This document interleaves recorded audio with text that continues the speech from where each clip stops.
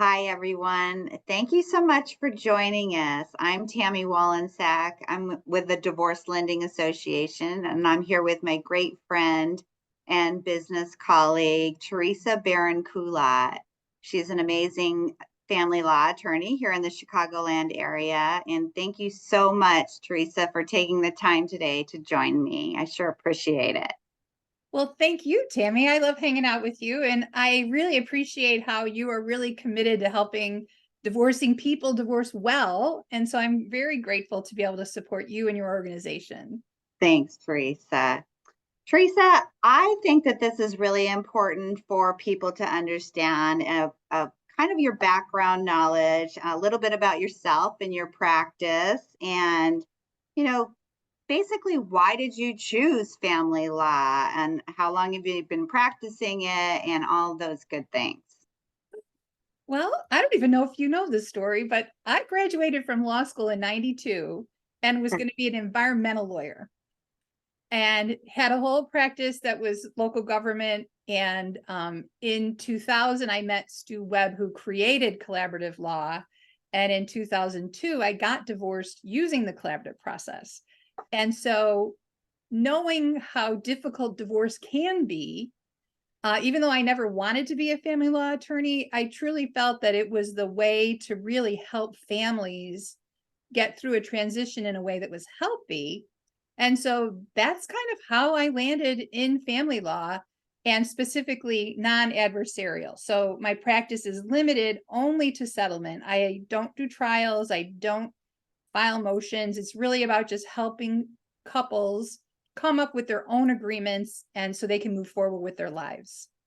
I think that's amazing, and I love that about you in your practice. So I know you say, and I've heard this before, that every divorce is unique. They're like snowflakes, right? And everybody goes on their own unique journey through this process. And if you could give anybody kind of a heads up or any guidance as they start down this journey, what advice would you give them? Well, I would say that it falls into kind of two categories. One is just get educated, but how you get educated matters because a lot of people, we call it beauty shop law or bar law, right? They're talking to their buddies or they're talking to other people who got divorced. And unfortunately, there's a lot of horror stories out there. So, what I really mean in terms of getting educated is to talk to therapists, to attorneys, to accountants, wealth managers, those types of people who have connections to professionals to understand the philosophy behind getting divorced. And I say that because the next what to do, I would say really is get a therapist or a coach because divorce is a journey that really challenges a person's identity and how you make your decisions through this difficult process.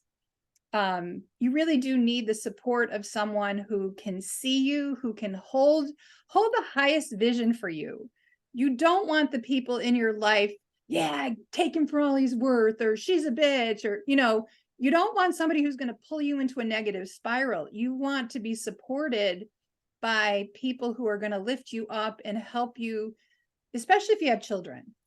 Honestly, because we can get caught up in our own drama, but professionals like therapists and coaches, if you have good family members or good friends who are going to, again, lift you up, you want to have both of those things, both the mental kind of research, whether it's on the internet or looking at YouTube videos, and the emotional support that you're gonna need to get you through it, because it's not fun.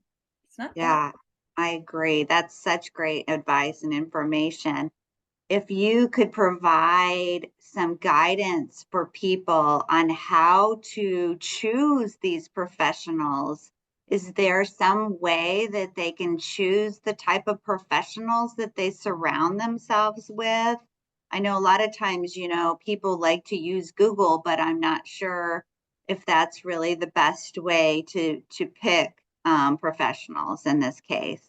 Well, unfortunately, we live in a world where Google is the first place many people go, and it's not a bad place to start. There are other resources too. But I think you said, what advice would I give as they're starting out to pick their Yeah. team? Um, so I'm a trainer. I also train collaborative practitioners, and I particularly like to train therapists because they see people who are in the difficult spot.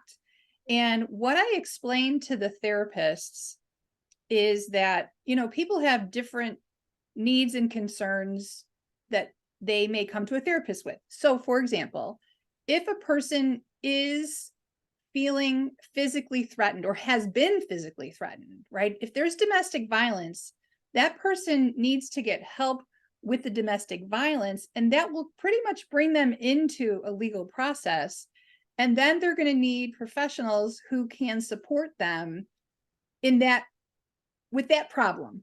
Okay. But Uh-huh. most people are not, their physical safety is not being threatened. Their emotional safety is threatened. Their financial safety is threatened. Their whole sense of belonging, and those are higher needs on the Maslow hierarchy of needs, if you've heard of that. But Yeah. those kind of people, what they need is a support system that's going to help them as a whole person. And this is, I've been a holistic practitioner for 20 years, and we can't deal with just the legal issues in a vacuum and the financial issues in a vacuum. You are always helping people with their house. Right. And I say that is a great topic because it connects to so many things, right? Mhm. The kids live in the house, they have payments on the house is often their biggest asset. Mhm. So you can't just look at it through one lens. You've got to look at it through all the different lenses, which then brings us to the idea of having a team, Right. right? So, and I know in your question was sort of like, how do you interview your attorney or how do you pick the people on your team? Yeah. Personally, I think that it's better to be empowered in your divorce process, to be making your own decisions and relying on your professionals to educate you, to help you make your decisions. But if you walk into somebody's office and they're like, oh, yeah, I'll take care of you, I'll take care of them, and it implies that they're going to take the power, right? They're going to fix everything and then they're going to hand it back to you. Well, that Yeah. doesn't really work in the real world. You because your attorney is going to have to help you get through the legal process. Mhm. But I always recommend that people get a coach, a therapist in the collaborative process, the formal collaborative process. We have mental health professionals on the team Gotcha. who work with the couple, work with the children, and actually work with the professionals. My one of my jokes is that sometimes the coach is actually teaching us how to deal with the dysfunction of our clients, because Mhm. and we have our own dysfunctions. Like, let's be real, like a client may trigger me or the other attorney might trigger me, and so the mental health professional on the team really can help that. And then the financial world, right, in the financial realm, in collaborative, we have financial specialists who really focus on the finances in terms of cash flow and balance sheet. And sometimes couples, one or the other, or sometimes both, have their own business. Mhm. So this just kind of distinguishes when you're in litigation, okay, and you're fighting, typically one spouse is going to have their expert that's going Yeah. to value the business and put their spin on cash flow. And then the other spouse is going to get their expert to talk about what's the value of the business, put their spin on cash flow, and then you have battling experts. In a collaborative process, when we do a team, we have a neutral financial professional. We would engage a neutral business valuation. The person doing cash flow would not be skewing the results in either direction. The goal is to find a solution that's worked for everybody. And then folks like you, certified divorce financial lenders and CDFAs and the realtors who focus on divorce, they understand the unique challenges of Mhm. the divorcing homeowner, home buyer, lender, which are different than just the regular run-of-the-mill person who's out there trying to buy a house and get a mortgage. Right, right. Yeah, I appreciate that so much. Is there perhaps one really memorable case that you worked on? And what really, and if there is, what impacted you about that case, that kind of drives you every day and helps you dealing with a lot of people that are in a very emotional time of their lives and really probably not at their best selves? Yeah. So like I said, I've been doing this for 20 years, and my mentor, she told me, because I get thank you notes and cards and emails from people saying how grateful they were and how, they got through it. It was difficult and now their lives are great. And I save those because, it is challenging when you're in the mix. Honestly, my favorite case is a couple that they came to me and they had 3 grown children. The husband was very well off, a very high level executive, and she had been, the I don't want to say trophy wife, but she had been the homemaker and she did not have a career of her own. And she just was like, something's got to change. So they came in. I did what I do, which is an educational presentation. It's just general information and explain collaborative. And they said, oh, yeah, we want to do that. And so she hired me and I referred the man to another attorney and we started down the road. We got a neutral, we got a coach. And really there was a lot of self-reflection. And long and short of it is we probably got 80% of the way through the divorce and then they decided to reconcile. Wow, Yeah. So that's like, I've had a couple of that's those. great. I'm Yeah. really, I like that because I feel like and now part of my practice is designed to help people stay together, Hmm. because what I say is a lot of times people, they don't necessarily want a divorce, but they want a new marriage. Yeah. And so that's what I like about collaborative and mediation. These non-adversarial processes kind Right. of allow a couple the space to change, to grow, and, in some cases grow together. But even if they get divorced, I'll say this too. If they can be in a healthy environment with Yeah. professionals who are not going to make it more toxic, even as a divorced couple, Mhm. their relationship is healthier than it was when they were together fighting all the time, Absolutely. I or completely like agree. disconnected, right? Right. They hadn't been communicating and now they're in a process, and we talk about what are your goals, what are your needs, and they're forced to articulate what they want, whereas for who knows 10-20 years nobody cared what they wanted. And Interesting. now we can build them a new life, even if it is a family in 2 homes. There's still a family. Yeah. I say that all the time.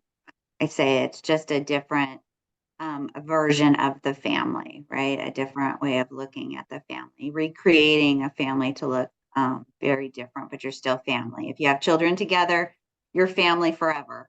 Yep. Um, So I love that so much. Well, Teresa, I really appreciate your spending such valuable time with me today. And you've given some really information that I think a lot of people might not have thought of before of going into their this kind of new journey or process for them, looking at things differently. So thanks so much for spending that time with me today. If somebody were to want to reach out to you, how would they reach you? Sure. So my law firm website is trinityfamilylaw.com. And Okay. we have a lot of mediators here and we have collaborative lawyers here. We support people. We even have an engagement that's called Get Your Ducks in a Row, meaning you don't know if you want a divorce or not, but we'll help you kind of put everything together and get a handle on what would that look like. Yeah. Um, and so even though we're located in Illinois, we can mediate via Zoom anywhere in the country, in the world, really. Um, and then I also have an online course called 7 Ways to Save Your Marriage. Okay. And that you can find at divorce.teachable.com. Fascinating. That's wonderful. Well, do you have any final thoughts for our audience today? Um, I would say, assuming that someone listening to this is considering divorce Yep. or they're in the middle of it, really, I would say most important is to really take care of yourself, right? That self-care is so important. You have to put your own oxygen mask on before you can help anybody else. So take the time to really be quiet, to get your exercise in, be with friends, get your nails done. Try to just breathe when you're in a stressful situation and learn the coping mechanisms, because if in fact you end up down the road, you're going to need those coping skills and you're going to need to take care of yourself. Thank you so much. Such valuable insight. Thanks, Sure. Theresa. Thanks for being with me today. Great hanging out with you, Tami. Okay. Take care. You too.